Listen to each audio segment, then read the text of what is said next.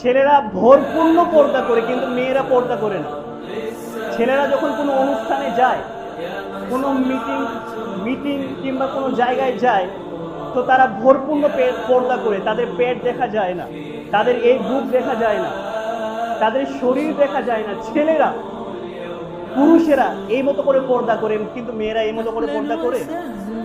মেয়েরা যদি কোনো অনুষ্ঠানে যায়, আপনার বউ যখন দেখবেন যে কোনো অনুষ্ঠানে গেল, তো আপনার বউ পেট দেখা যায়, শুনতে খারাপ লাগছে তাই না? কিন্তু এটা বাস্তব, আপনার বউ পেট দেখা যায়, আপনার বউর শারীরিক সমস্ত কিছু বোঝা যায়। নেসাউল মহিলা কাসিয়াতুল, কাপড় পরে থাকবে, আর ইয়াতুল উলঙ্গ। তো মহিলা এমন কাপড় পরে থাকবে, কাপড় পরার পরেও তারা উলঙ্গ, তারা কাপড় পরার পরেও উলঙ্গ। এটা কেমন ভাষা? নেসাউল মহিলা কাসিয়াতুল, কাপড় পরে থাকবে, তারা এমন কাপড় পরবে, ওই কাপড় পরার পরেও তারা উলঙ্গ।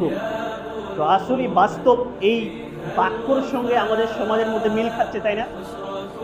সমাজের মধ্যে মহিলারা এমন কাপড় পরছে, তারপরে তারা উলঙ্গ, শরীরের সমস্ত পার্ট বুঝে যায়। আপনার মেয়ে যে কলেজে যায়, আপনার মেয়ে যে টিউশনে যায়, আপনার মেয়ে যে স্কুলে যায়, একবারও দেখে গেছেন? আপনার মেয়ের পর্দাটা দেখেছেন একবার?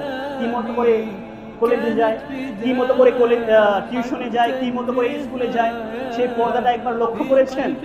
আপনি যদি তাহাজ্জুদ বুঝার মানুষ হন, আপনি যদি 5 ওয়াক্ত নামাজ পড়েন, প্রত্যেক রমজান মাসে 30টা রোজা পালন করেন, তবুও আপনার কপালে জান্নাত আর জুটবে না যদি আপনার মেয়ে, আপনার বোন, আপনার স্ত্রী এই মতো করে চলাফেরা করে। আপনাকে আল্লাহ সুবহানাহু ওয়া তাআলা, রাসূল বলছেন আপনি হচ্ছে দায়ুস। আর দায়ুসের খুনে কি মিশানো আছে? তারা কি? তাদের খুনে হচ্ছে দিয়াসা মিশানো আছে। তাদের ব্রেন আর কাজ করে না, যত বড় শিক্ষিত হোক।